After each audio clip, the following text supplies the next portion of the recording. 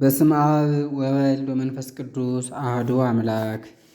የማርቆስ ወንጌል የጌታችን የመድኃኒታችን የኢየሱስ ክርስቶስ ቅዱስ ወንጌል ከ72ቱ አርድእት አንዱ ቅዱስ ማርቆስ እንደጻፈው።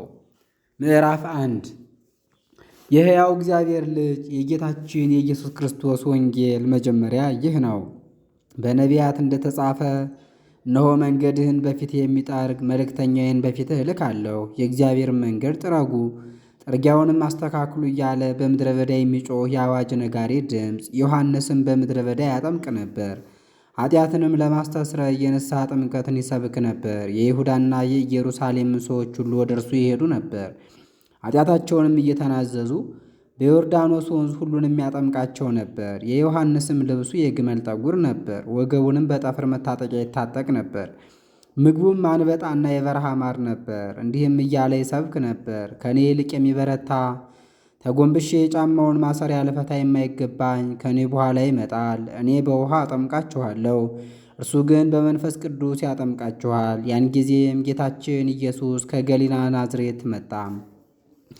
ዮሐንስም በዮርዳኖስ ወንዝ አጠመቀው። ወዲያውም ከውኃው በወጣ ጊዜ ሰማይ ሲከፈት መንፈስ ቅዱስም እንደ ርግብ ወርዶ በራሱ ላይ ሲቀመጥበት አየ። ከሰማይም የምወድህ ልጄ አንተ ነህ፣ በአንተም ደስ ይለኛል የሚል ድምፅ መጣ። ያን ጊዜም መንፈስ ቅዱስ ወደ ምድረ በዳ አወጣው።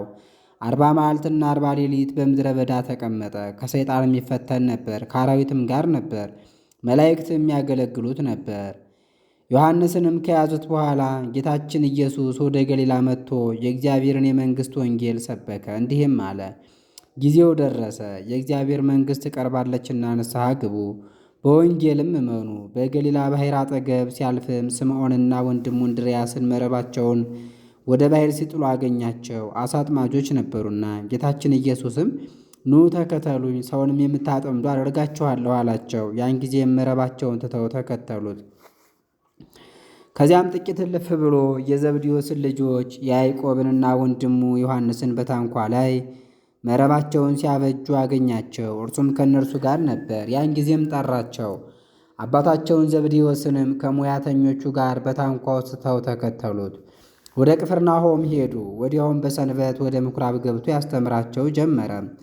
ትምህርቱንም አደነቁ። እንደ ጻፎቻቸው አይደለ እንደ ባለ ሥልጣን ያስተምራቸው ነበርና። በዚያም ጊዜ በምኵራባቸው ውስጥ ክፉ ጋኔን ያደረበት ሰው ነበር። እርሱም የናዝሬቱ ኢየሱስ ሆይ ከአንተ ጋር ምን አለን? ልታጠፋን መጥተሃልን? የእግዚአብሔር ቅዱስ ሆይ አንተ ማን እንደሆንኩ አውቄሃለሁ ብሎ ጮኸ።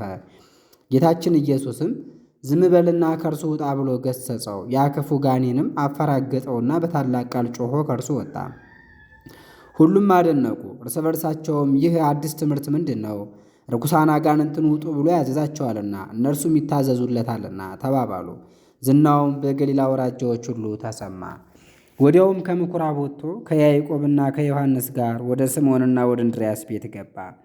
የስምዖን አማትም በንዳድ ታማ ነበር። ስለ እርሷም ነገሩት። ወደ እርሷም ቀርቦ እጇን ይዞ አስነሳት። ያን ጊዜም ንዳዷ ተዋት፣ ተነስታም አገለገለቻቸው።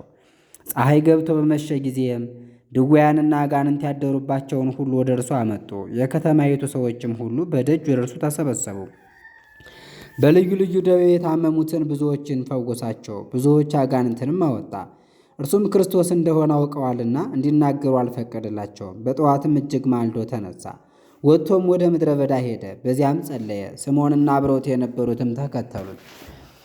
ባገኙትም ጊዜ ሁሉ ይፈልጉሃል አሉት። እርሱም ተነሱ፣ ወደ ሌሎች መንደሮችም እንሄድ፣ በዚያ ሰብክ ዘንድ ስለዚህ መጥቻለሁና አላቸው። በገሊላ ሁሉ በየምኵራባቸው ተዘዋውሮ አስተማረ፣ አጋንንትን የሚያወጣ ነበር። ለምጻም ሰውም ወደ እርሱ መጣ። ተንበርክኮም አቤቱ ከወደድክስ ልታነጻኝ ትችላለህ ብሎ ለመነው።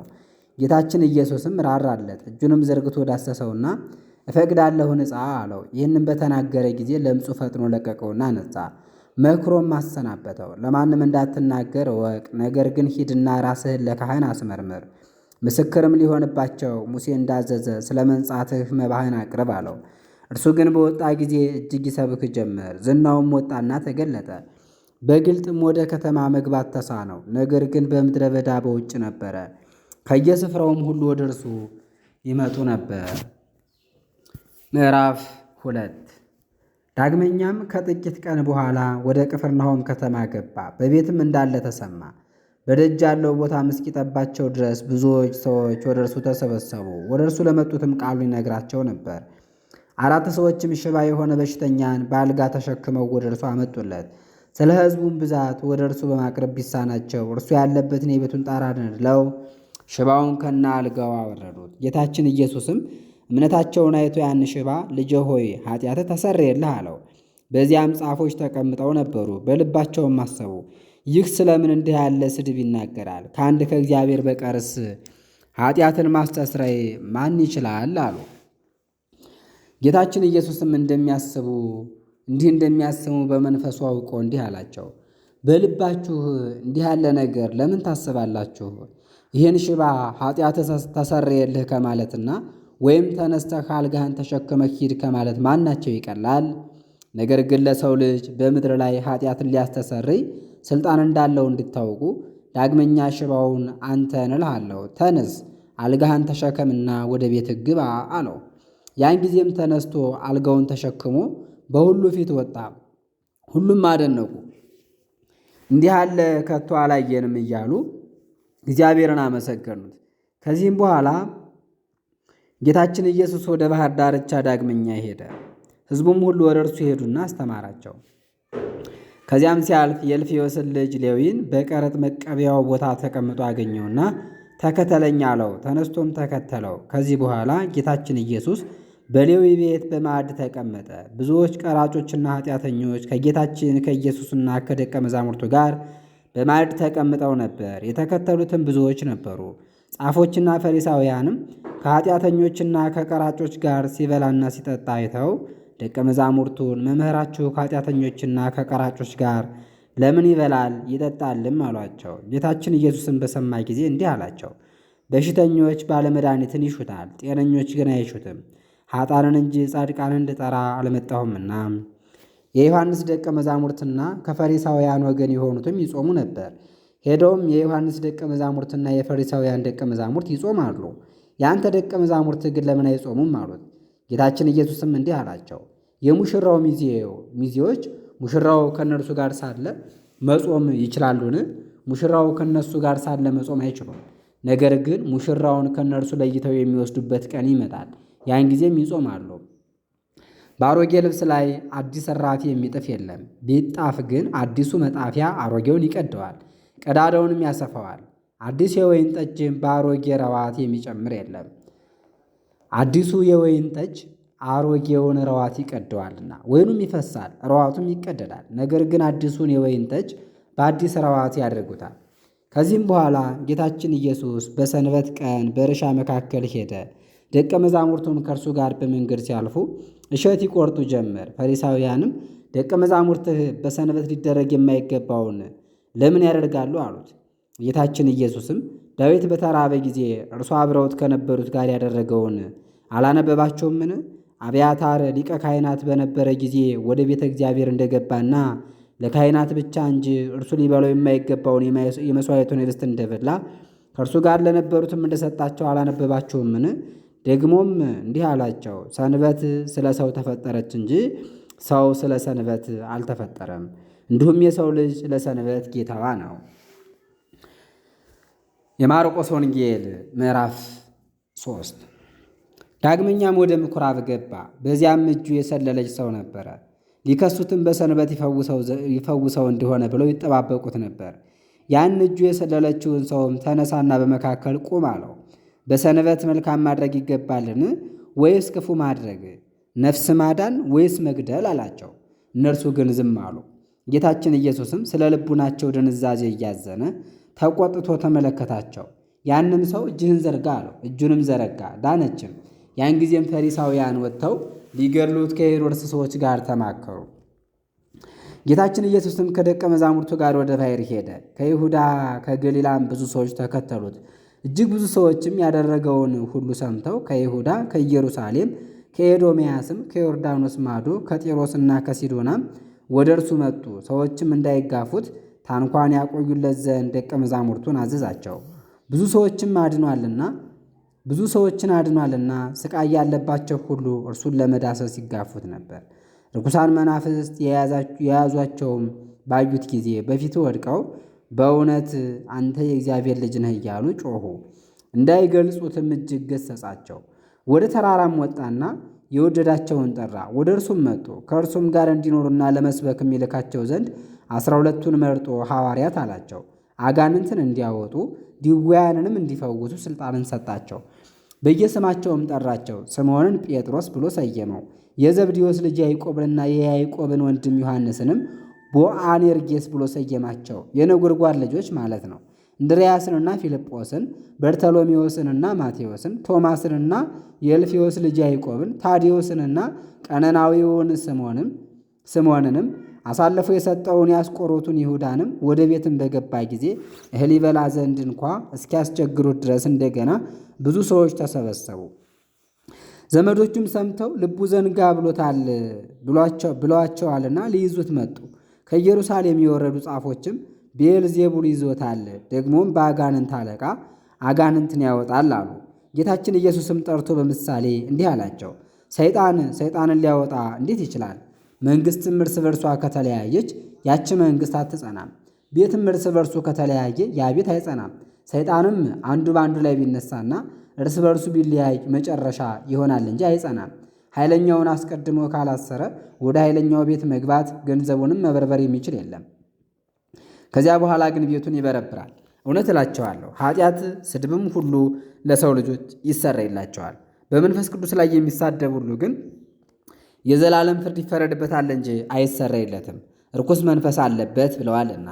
እናቱና ወንድሞቹም መጥተው በውጭ ቆመው ሊጠሩት ወደ እርሱ ላኩ። ብዙዎችም ሰዎች አብረው ተቀምጠው ነበሩና እናትና ወንድሞቼ እነሆ በውጭ ቆመዋል፣ አንተንም ይፈልጉሃል አሉት። እርሱም መልሶ እንዲህ አላቸው፣ እናቴ ማን ናት? ወንድሞቼስ እነማን ናቸው? በዙሪያው ተቀምጠው ወደ ነበሩትም ተመልክቶ እነሆ እናቴም ወንድሞቼም እነዚህ ናቸው። የእግዚአብሔርን ፈቃድ የሚያደርግ ሁሉ እርሱ ወንድሜም እህቴም እናቴም ነውና። ምዕራፍ 4 ዳግመኛም በባህር ዳር ያስተምር ጀመር። በባህርም ወደ ታንኳ ገብቶ እስኪቀመጥ ድረስ ብዙ ሰዎች ወደ እርሱ ተሰበሰቡ። ሰውም ሁሉ በባህሩ ዳር በምድር ላይ ነበር። በምሳሌም ብዙ አስተማራቸው። ሲያስተምራቸውም እንዲህ አላቸው፣ ስሙ፣ እነሆ ዘሪ ሊዘራ ወጣ። ሲዘራም በመንገድ የወደቀ ዘር ነበረ። ወፎችም መጥተው በሉት። አፈር በሌለበት በጭንጫ ላይ የወደቀ ነበረ። መሬቱም ጥልቅነት አልነበረውምና ፈጥኖ በቀለ። ፀሐይም በወጣ ጊዜ ጠወለገ፣ ስርም አልነበረውምና ደረቀ። በእሾህ መካከል የሚወደቀ ዘር ነበረ። እሾሁም ወጣና አነቀው፣ ፍሬም አላፈራም። በመልካም ምድር ላይ የሚወደቀ ዘር ነበረ። በቀለ፣ አደገም፣ ፍሬም ሰጠ። አንዱም 30 ሌላውም 60 ሌላውም 100 አፈራ። የሚሰማ ጆሮ ያለው ይስማ አለ። ብቻውንም በሆነ ጊዜ አብረውት የነበሩት ከ12ቱ ደቀ መዛሙርት ጋር ምሳሌውን ጠየቁት። እርሱም እንዲህ አላቸው፣ ለእናንተ የእግዚአብሔርን መንግሥት ምስጢር ልታውቁ ተሰጥቷችኋል። በውጭ ላሉት ግን በምሳሌ ይሆንባቸዋል። ማየትን አይተው እንዳያውቁ፣ መስማትንም ሰምተው እንዳያስተውሉ፣ እንዳይመለሱ፣ ይቅርም እንዳልላቸው፣ ኃጢአታቸውም እንዳይሰረይላቸው። እርሱም እንዲህ አላቸው፣ ይህችን ምሳሌ አታውቁምን?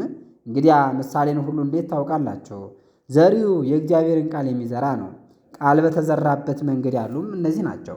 ቃሉን እንደሰሙ ያን ጊዜ ሰይጣን መጥቶ የተዘራውን ቃል ከልባቸው ይወስዳል። ዳግመኛም በጭንጫ ላይ የተዘሩ ቃሉን ሰምተው ፈጥነው በደስታ የሚቀበሉት ናቸው። ለጊዜው ነው እንጂ ስር የላቸውም። ስለዚህም ቃል መከራ ወይም ስደት በሆነ ጊዜ ወዲያውኑ ይክዳሉ። በእሾህ መካከልም የተዘሩ ቃሉን የሚሰሙ እኒህ ናቸው። የዚህ ዓለም ሐሳብና የባለጠግነት ማታለል ሌላውም ምኞት ሁሉ ይገቡበትና ቃሉን ያንቁታል፣ እርሱም አያፈራም። በመልካም ምድር የተዘሩ ቃሉን ሰምተው የሚቀበሉት ናቸው። አንዱ 30 አንዱም 60 አንዱም 100 ቅንጣት የሚያፈሩ እነዚህ ናቸው።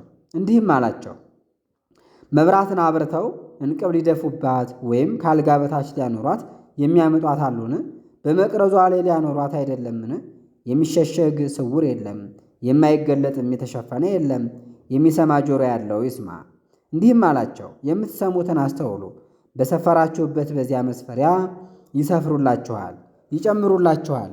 ላለው ይሰጡታል፣ ይጨምሩለታል። የሌለውን ግን ያን ያለውን እንኳ ይወስዱበታል።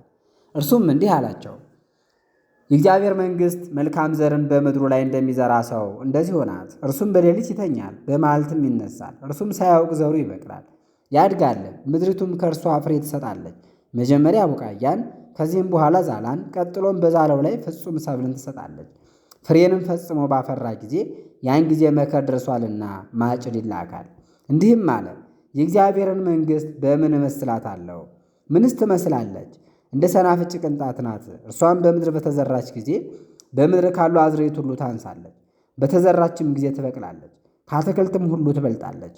የሰማይ ወፎችም በቅርንጫፎቿ በታች ሊጠለሉ እስከሚችሉ ድረስ ታላላቅ ቅርንጫፎችን ታወጣለች።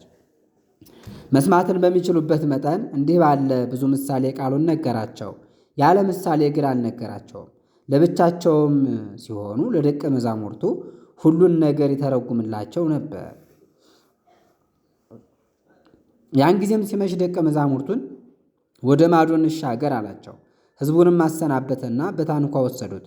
ከእነርሱም ጋር ሌሎች ታንኳዎች ነበሩ። ጽኑ አውሎ ነፋስም ተነሳ። ከሞገዱም የተነሳ ውሃው ታንኳውን እስኪሞላው ድረስ ማዕበሉ ወደ ታንኳው ይገባ ነበር። እርሱ ግን በታንኳው በስተኋላ በኩል ተንተርሶ ተኝቶ ነበር። ቀስቅሰውም መምህር ሆይ ስንሞት አያሳዝንህምን? አሉት። ተነስቶም ነፋሱን ገሰጸው፣ ባሕሯንም ዝም በይ ጸጥ በይ አላት። ነፋሱም ዝም አለ፣ ፍጹም ጸጥታም ሆነ። እንዲህም አላቸው፣ እናንተ ደካሞች ምን ያስፈራችኋል? እንዲህስ እምነት የላችሁም? ታላቅ ፍርሃትንም ፈሩ። እርስ በርሳቸውም እንግዲህ ባሕርም ነፋስም የሚታዘዙለት ይህ ማን ነው ተባባሉ። ምዕራፍ 5 ይቀጥላል። ረድኤተ እግዚአብሔር አይለየን።